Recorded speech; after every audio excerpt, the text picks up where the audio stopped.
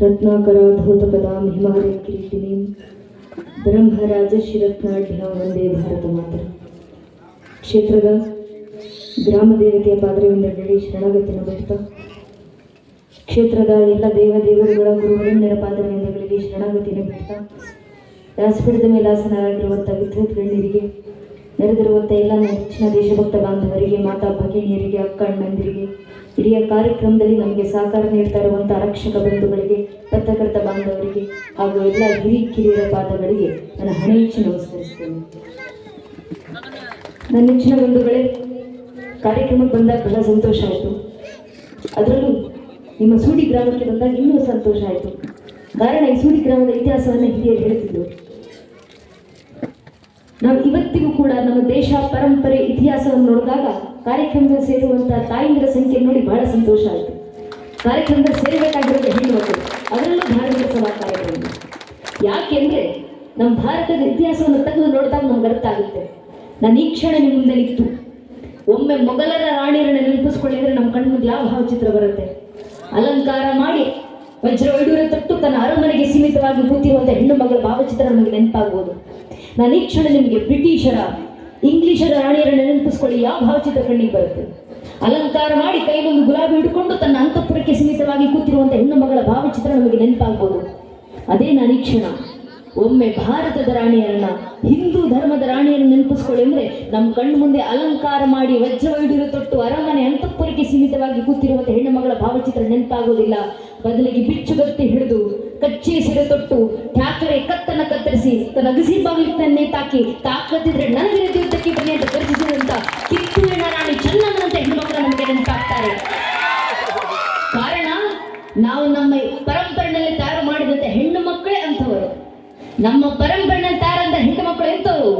ಕಲ್ಯಾಣ ಚಾಲುಕ್ಯರ ವಂಶಸ್ಥರಲ್ಲಿ ಬಂದಂತ 5ನೇ ವಿಕ್ರಮಾದಿತ್ಯನ ಸಹೋದರಿಯಾಗಿ, ತಂಗಿಯಾಗಿ ಬಂದಂತ, ಇಡೀ ಈ ಭಾಗವನ್ನು ಆಳಿಕೊಂಡು ಹೋಗಿ ಆ ಚಾಲುಕ್ಯರ ವಂಶದಲ್ಲಿ ಬಂದಂತ ಎಲ್ಲ ರಾಣಿಯರ ಅಗ್ರಗಣ್ಯ ಸ್ಥಾನದಲ್ಲಿ ನಿಂತು ರಣರಂಗಕ್ಕೆ ಇಳಿದು ರಣರಂಗಕ್ಕೆ ರಣಭೈರದೇವಿಯಾಗಿ ಬಂದಂತ ಅಕ್ಕಾದೇವಿ ಅಂತ ಮಹಾತ್ಮೆಯನ್ನು ಕೊಟ್ಟಂತ ನಾಡು ನಿಮ್ಮ ಸುಳ್ಳಿ ಗ್ರಾಮ. ಈ ಮಣ್ಣಿನಲ್ಲಿ ಹುಟ್ಟುವಂತ ಪ್ರತಿಯೊಂದು ಮಗುವಿನಲ್ಲೂ ಆ ಕ್ಷಾತ್ರ ತೇಜಸ್ಸು ಧಮನಿಗಳನ್ನು ಸಂಚರಿಸ್ತಾರೆ. ಇಂಥ ಭಾಗದಲ್ಲಿ ಛತ್ರಪತಿ ಶಿವಾಜಿ ಮಹಾರಾಜ್ ಜಯಂತಿ ಆಚರಣೆಯಾಗಬೇಕು. ಯಾಕೆಂದ್ರೆ ಅಣ್ಣವರು ಹೇಳಿದ್ರಲ್ಲ, ಛತ್ರಪತಿ ಶಿವಾಜಿ ಮಹಾರಾಜ್ ಜಯಂತಿ ಆಚರಿಸಬೇಕಾದ್ರೆ ನಮಗೆ ಪ್ರಶ್ನೆ ಮಾಡ್ತಾರೆ, ಶಿವಾಜಿ ಮಹಾರಾಜರು ಮಹಾರಾಷ್ಟ್ರದ ರಾಜ, ಅವರು ಮರಾಠ ರಾಜ, ಕರ್ನಾಟಕದಲ್ಲಿರೋರು ನಾವ್ಯಾಕೆ ಶಿವಾಜಿ ಮಹಾರಾಜ್ ಜಯಂತಿ ಆಚರಣೆ ಮಾಡಬೇಕು? ಬಹಳ ವಿವರವಾಗಿ ಅಣ್ಣವರು ನಮಗೆ ಉತ್ತರವನ್ನು ಕೊಟ್ಟಿದ್ದಾರೆ. ಆರ್ ಸಿ ಧೀರಿ ಎಂಬ ಇತಿಹಾಸಕಾರ 13 ವರ್ಷಗಳ ಕಾಲ ಛತ್ರಪತಿ ಶಿವಾಜಿ ಮಹಾರಾಜರ ಇತಿಹಾಸವನ್ನ ಅಧ್ಯಯನ ಮಾಡಿ ಆ ಇತಿಹಾಸಕಾರರು ಬರೆದಂತ ಪುಸ್ತಕದಲ್ಲಿ ಅವರು ಉಲ್ಲೇಖ ಮಾಡ್ತಾರೆ. ಎಲ್ಲರೂ ಶಿವಾಜಿ ಮಹಾರಾಜರನ್ನ ಮಹಾರಾಷ್ಟ್ರದ ರಾಜ ಅಂತ ಕರೀತಾರೆ. ಆದರೆ ಶಿವಾಜಿ ಮಹಾರಾಜರ ಭೋಸಲೆ ವಂಶದ ಮೂಲ ಪುರುಷ ಯಾರು ಅಂತ ಕೇಳಿದ್ರೆ, ಶಿವಾಜಿ ಮಹಾರಾಜರ ವಂಶದ ಮೂಲ ಪುರುಷ ಬೆಳ್ಳಿಯಪ್ಪ ಇದ್ದಿದ್ದೆಲ್ಲಿ ಅಂತ ಕೇಳಿದ್ರೆ ಮಹಾರಾಷ್ಟ್ರದಲ್ಲ, ನಮ್ಮದೇ ಕರ್ನಾಟಕದ ಇದೇ ಗದಗ ಜಿಲ್ಲೆಯ ಶ್ರೀಶೈಲ ಮಲ್ಲಿಕಾರ್ಜುನ ದೇವರ ದೇವಸ್ಥಾನ ಛತ್ರಪತಿ ಶಿವಾಜಿ ಮಹಾರಾಜರ ಮೂಲ ವಂಶಸ್ಥರು. ಈ ಪ್ರದೇಶದಲ್ಲಿರುವಂತಹ ಮಣ್ಣಿನ ಕಣದಲ್ಲಿರುವಂತಹ ಕ್ಷಾತ್ರ ತೇಜಸ್ಸಂತಹದ್ದು. ಅಂತ ಪರಂಪರೆಗೆ ಸೇರಿದಂತ ಹಿಂದೂಗಳು ನಾವೆಲ್ಲ. ನನಗೆ ಪ್ರಶ್ನೆ ಮಾಡ್ತಾರೆ, ಶಿವಾಜಿ ಮಹಾರಾಜರ ಜಯಂತಿ ಆಚರಿಸ್ತೀರಾ? ಅಷ್ಟೊಂದು ಕೊಂಡಾಡ್ತೀರಾ? ಅವರನ್ನು ಅಷ್ಟೊಂದು ಆರಾಧಿಸ್ತೀರಾ? ಶಿವಾಜಿ ಮಹಾರಾಜರು ನಿಮಗೆ ದೇವರ ಅಂತ ಪ್ರಶ್ನೆ ಮಾಡೋರು ಇದ್ದಾರೆ. ಶಿವಾಜಿ ಮಹಾರಾಜರು ದೇವರಲ್ಲದೆ ಇರಬಹುದು, ಆದರೆ ಇವತ್ತಿಗೂ 100 ಕೋಟಿ ಹಿಂದೂಗಳು ಮುಕ್ಕೋಟಿ ದೇವರುಗಳನ್ನ ನಮ್ಮ ಮನೆ ದೇವ್ರ ಕೋಣೆ ಜಗಲಿ ಮೇಲೆ ಇಟ್ಟು ಪೂಜೆ ಮಾಡ್ತಿದ್ದೀವಿ ಅಂದ್ರೆ ಅದಕ್ಕೆ ಕಾರಣ ಛತ್ರಪತಿ ಶಿವಾಜಿ ಮಹಾರಾಜರು. ಆಗಿಂದ ನಮಗೆ ದೇವರ ಸಮಾನದಲ್ಲಿ ಆರಾಧಿಸಲ್ಪಟ್ಟವರು. ಒಂದು ಕಾಲದಲ್ಲಿ ನಮ್ಮ ನಿರಂತರ ಆಕ್ರಮಣ ಆಗ್ತಿರ್ಬೇಕಾದ್ರೆ ಇಡೀ ಜಗತ್ತಿನ ಇತಿಹಾಸ ತೆಗೆದು ನೋಡಿದಾಗ ಗೊತ್ತಾಗುತ್ತೆ, ಇದೇ ಜಗತ್ತಿನಲ್ಲಿ ಪ್ರಾಚೀನ ಅಂತ ಕರೆಸ್ಕೊಂಡಂತ 35 ಜನಾಂಗಗಳಿದ್ವಲ್ಲ, ಎಲ್ಲೋದ್ವು ಆ ಪ್ರಾಚೀನ ಜನಾಂಗಗಳು? ಎಲ್ಲೋಯ್ತು ಜಗತ್ತಿನ ಮುಂದೆ ಪಿರಮಿಡ್ಗಳನ್ನ ಕಟ್ಟಿ ಮೆರೆದಂತ ಈಜಿಪ್ಷಿಯನ್ ಜನಾಂಗ? ಎಲ್ಲೋಯ್ತು ಜಗತ್ತಿನ ಆಳ್ಲಿಕ್ಕೆ ಬಂದಂತ ಗ್ರೀಕ್ ಜನಾಂಗ? ಎಲ್ಲೋಯ್ತು ಜಗತ್ತಿಗೆ ಭಾಷಾ ಶಾಸ್ತ್ರ ಪರಿಚಯಿಸಿಕೊಟ್ಟಂತ ಪರ್ಷಿಯನ್ ಜನಾಂಗ? ಎಲ್ಲೋಯ್ತು ಜಗತ್ತಿನ ಮುಂದೆ ಬಿಚ್ಚುಗತ್ತಿ ಹಿಡಿದಂತ ರೋಮನರ ಜನಾಂಗ? ಜಗತ್ತಿನಲ್ಲಿ ಪ್ರಾಚೀನ ಅಂತ ಕರೆಸ್ಕೊಂಡಂತ 35ಕ್ಕೂ ಹೆಚ್ಚು ಜನಾಂಗಗಳು ಅಲ್ಪಾಯುಗಳಾಗಿ ಕಾಲಗರ್ಭ ಸೇರಿದ್ದಾವೆ. ನಮ್ಮ ಕಣ್ಮುಂದೆ ಕಾಣ್ತಿರದಂತ 106 ಮತಬಂಧಗಳು ಕಣ್ಮರಿಯಾಗಿ ಹೋಗಿದ್ದಾವೆ. ಯಾಕೆ?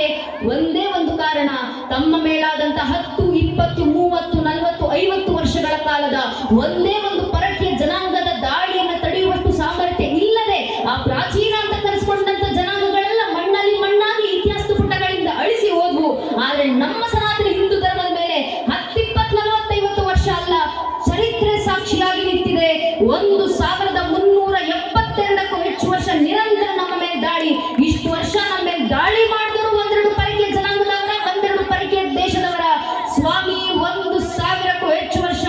ಮೊಘಲರು ಬಂದ್ರು, ಅರಬ್ಬರು ಬಂದ್ರು, ಅಫ್ಘನರು ಬಂದ್ರು, ಪೋರ್ಚುಗೀಸರು ಬಂದ್ರು, ಡಚ್ಚರು ಬಂದ್ರು, ಫ್ರೆಂಚರು ಬಂದ್ರು, ಇಂಗ್ಲಿಷರು ಬಂದ್ರು, ಶಕರು ಬಂದ್ರು, ಹೂಣರು ಬಂದ್ರು. ಇವರೆಲ್ಲರೂ ಬಂದು ನಮ್ಮ ಮೇಲೆ ದಾಳಿ ಮಾಡಿದ ನಂತರವೂ ಇವತ್ತಿಗೂ ಸನಾತನ ಹಿಂದೂ ಧರ್ಮವಾಗಿ ಜೀವಂತವಾಗಿದೆ. ಜಗತ್ತ 100 ಕೋಟಿ ಹಿಂದೂಗಳು ಮನೆಗಳಲ್ಲಿ ಧರ್ಮಾಚರಣೆ ಮಾಡ್ತೀವಿ. ಹಳ್ಳಿ ಗ್ರಾಮದಲ್ಲೂ ಶ್ರೀರಾಮಚಂದ್ರಿಗೆ, ಶಿವನಿಗೆ ಜೈವಶ್ವಟ್ ಹೇಳಿ ಬರ್ತಾವೆ. ಯಾರ ಕಾರಣದಿಂದ? ನಮ್ಮ ಪೂರ್ವಿಕರು ಪಟ್ಟದ ಶ್ರಮ, ಅವರು ನೀಡಿದಂತ ಸಮರ್ಪಣೆ. ಒಬ್ಬ ಛತ್ರಪತಿ ಶಿವಾಜಿ ಮಹಾರಾಜರು ನಮ್ಮ ವೇದಗಳಲ್ಲಿ ರುದ್ರಾಭಿಷೇಕದ ಸಂದರ್ಭದಲ್ಲಿ ನಾವು ಮಾಡುವಂತ ರುದ್ರಪಾಠದಲ್ಲಿ ಬರುವಂತ ವೇದಗಳ ರುದ್ರಪಾಠದ ವೀರವಾಕ್ಯಗಳು ಆರಾಧ್ಯ ಗೋಪ್ತರು ತುಮೋರುಷಕ್ತಿ ಶೇಖೀರಾಯುಷು ನಮಸ್ಮೃತಿಸ್ತು. ವೇದ ಕಾಲದಲ್ಲಿ ನಮ್ಮ ಪೂರ್ವಿಕರು ವೈದಿಕರು ಶಿವನಿಗೆ ಕರೆಯನ್ನು ಕೊಟ್ಟು ಹೇಳುತ್ತಾರೆ, ನಮ್ಮ ಭೂಮಂಡಲದಲ್ಲಿ ಗೋ ಬಂಜನೆಯನ್ನ ಮಾಡ್ತಿರುವಂತ ಸಂಹಾರವನ್ನ ಮಾಡಿ ಗೋ ಆರಾಧಕ ರಕ್ಷಣೆಯನ್ನ ಮಾಡಲಿಕ್ಕೆ ಭಗವಂತ ನೀನೇ ಧರೆ ಹಿಡಿದು ಬಾ ಅಂತ ವೇದಗಳಲ್ಲಿ ಕೊಟ್ಟಂತ ಕರೆಯನ್ನು ಪಾಲಿಸಲಿಕ್ಕೆ ಛತ್ರಪತಿ ಶಿವಾಜಿ ಮಹಾರಾಜರು ಹುಟ್ಟಿ ಬಂದ್ರು. ಆ ಗೋಪಂಚಕರ ಕೈಯನ್ನು ಕತ್ತರಿಸಿ ಶಿವನ ದೇವಸ್ಥಾನದಲ್ಲಿ ಇಟ್ಕೊಂಡು ಪ್ರತಿಜ್ಞೆಯನ್ನು ಮಾಡ್ತಾರೆ. 10-12 ವರ್ಷದ ಯುವಕರನ್ನು ಒಗ್ಗೂಡಿಸಿಕೊಂಡು ಹೋಗಿ ದೇವಸ್ಥಾನದಲ್ಲಿ ನಿಂತು ಶಿವಲಿಂಗದ ಮುಂದೆ ಶಿವಾಜಿ ಮಹಾರಾಜರು ಮಾಡುವಂತ ಪ್ರತಿಜ್ಞೆ, ಹಿಂದೂ ಧರ್ಮ ಪ್ರತಿಷ್ಠಾ ಐಸಿಕ್ತ ಶರಣ ಸಾವಯಂ, ಹಿಂದೂ ಧರ್ಮದ ಪ್ರತಿಷ್ಠಾಪನೆಗೆ ನನ್ನ ಖಡ್ಗ ಸದಾಕಾಲ ಸಿದ್ಧವಾಗಿರುತ್ತಂತೆ ಶಿವನ ಮುಂದೆ ಪ್ರೇರಣೆಯನ್ನು ಕೊಂಡು ಆ ಪ್ರಾರ್ಥನೆಯನ್ನು ಮಾಡಿ ಬಂದಂತ ಛತ್ರಪತಿ ಶಿವಾಜಿ ಮಹಾರಾಜರು ಸೇನೆ ಕಟ್ಟಲಿಕ್ಕೆ ಶುರು ಮಾಡಿದ್ರು. ಇದು ಭಗವಂತ ಕೊಟ್ಟಂತ ಕರೆ. ಅವರು ಮಾಡಿದಂತ ಸಮರ್ಪಣೆ, ಅವರ ಶ್ರಮದ ಪ್ರತಿಫಲ.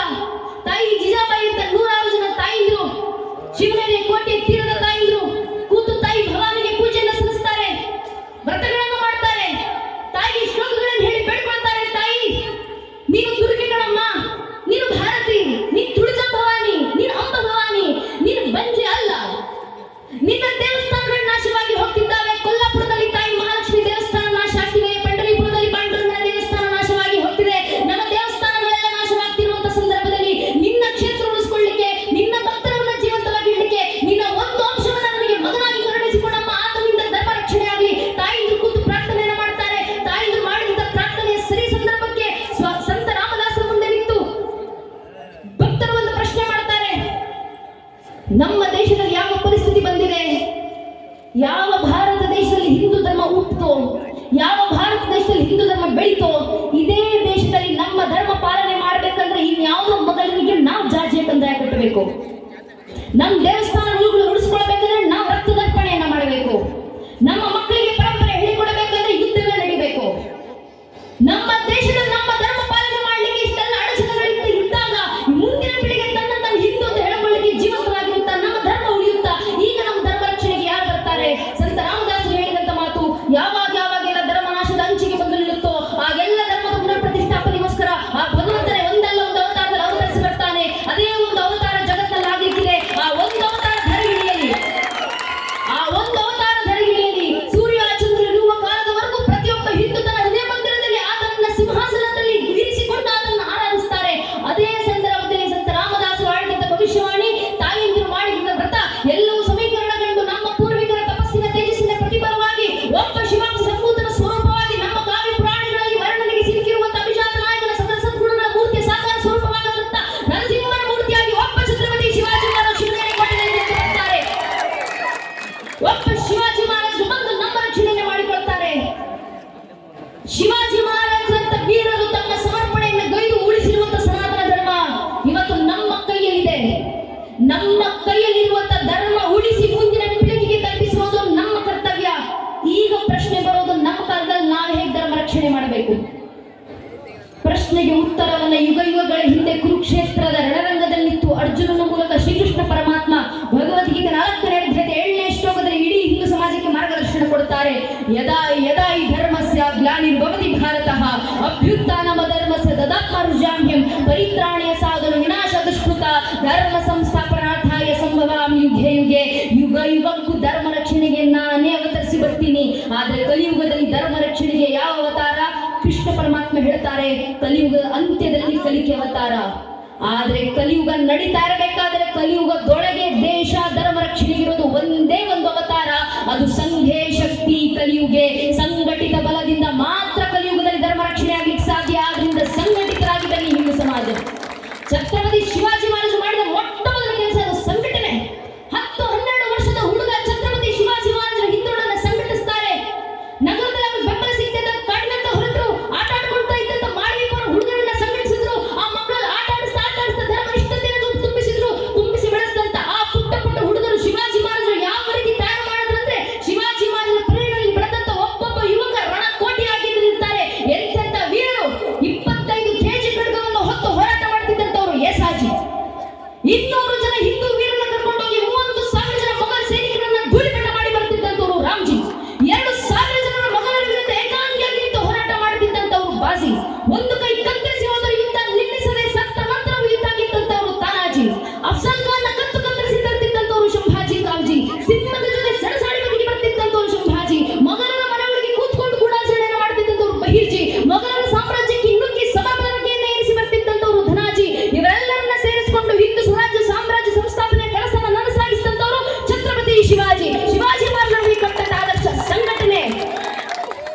ಆದ್ರೆ ನಮ್ಮ ದೌರ್ಭಾಗ್ಯ, ಇವತ್ತು ಹೇಳ್ಕೊಳ್ಳಿಕ್ಕಿದ್ದೀವಿ ಜಗತ್ತಿನ 100 ಕೋಟಿಗೂ ಹೆಚ್ಚು ಹಿಂದೂಗಳ ಜನಸಂಖ್ಯೆ.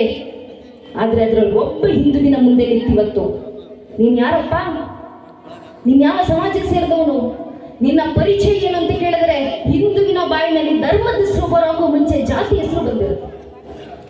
ಒಬ್ಬ ಹಿಂದೂ ಆಗೋಕ್ ಮುಂಚೆ ಒಬ್ಬ ಹಿಂದೂ ಬ್ರಾಹ್ಮಣ ಆಗ್ತಾರೆ, ಒಬ್ಬ ಹಿಂದೂ ಲಿಂಗಾಯತರಾಗ್ತಾರೆ, ಒಬ್ಬ ಹಿಂದೂ ಕುರುಬರಾಗ್ತಾರೆ, ಒಬ್ಬ ಹಿಂದೂ ಗೌಡ್ರಾಗ್ತಾರೆ, ಒಬ್ಬ ಹಿಂದೂ ನಾಯಕ್, ಒಬ್ಬ ಹಿಂದೂ SC, ಒಬ್ಬ ಹಿಂದೂ ST, ಒಬ್ಬ ಹಿಂದೂ ಶೆಟ್ಟಿ, ಒಬ್ಬ ಹಿಂದೂ ಪೂಜಾರ್, ಒಬ್ಬ ಹಿಂದೂ ಮರಾಠ, ಒಬ್ಬ ಹಿಂದೂ ಬನಿಯಾ, ಒಬ್ಬ ಹಿಂದೂ ರಾಜಪೂತ್, ಒಬ್ಬ ಹಿಂದೂ ಜಾಟ್, ಒಬ್ಬ ಹಿಂದೂ ಮಹರ್, ಒಬ್ಬ ಹಿಂದೂ ಮಗವೀರ. ಹಿಂದೂ ಆಗೋದು ಯಾವಾಗ? ನಾವು ಹಿಂದೂಗಳು ಅರ್ಥ ಮಾಡ್ಕೊಳ್ಬೇಕು, ನಮ್ಮ ಜಾತಿ ಯಾವುದೇ ಇರಲಿ, ಆ ಜಾತಿಗಳ ಮೇಲೆ ನಾವಿಟ್ಟಿರುವಂತ ಜಾತಿ ಪ್ರೇಮ ಎಷ್ಟೇ ವಿಶಾಲವಾಗಿರ್ಲಿ, ನಮ್ಮ ಜಾತಿ ನಮ್ಮ ಮನೆಯ ದೇವ್ರ ಕೋಣೆ ಒಳಗೆ ಸೀಮಿತವಾಗಿರಬೇಕು. ನಮ್ಮ ರಾಜಕೀಯ ಆಸಕ್ತಿ ಯಾವುದೇ ಇರಲಿ, ನೀವು ಯಾವ ರಾಜಕೀಯ ಪಕ್ಷದ ಬೇಕಾದ್ರೂ ಕೆಲಸ ಮಾಡ್ಕೊಳ್ಳಿ, ನೀವು ಯಾವ ರಾಜಕೀಯ ಪಕ್ಷದ ಕಾರ್ಯಕರ್ತ ಅಂತ ಬೇಕಾದ್ರೂ ಹೇಳ್ಕೊಳ್ತೀರಿ ಗಾಡಿ, ಆದ್ರೆ ನಮ್ಮ ರಾಜಕೀಯ ಆಸಕ್ತಿ ನಮ್ಮ ಮನೆ ಬಾಗಿಲಿನ ಒಳಗೆ ಸೀಮಿತವಾಗಿರಬೇಕು.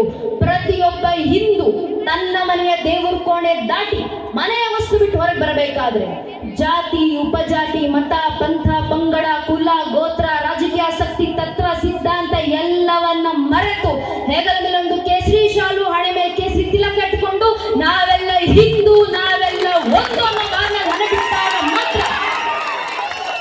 ನಮ್ಮ ಸನಾತನ ಹಿಂದೂ ಧರ್ಮ ರಕ್ಷಣೆ.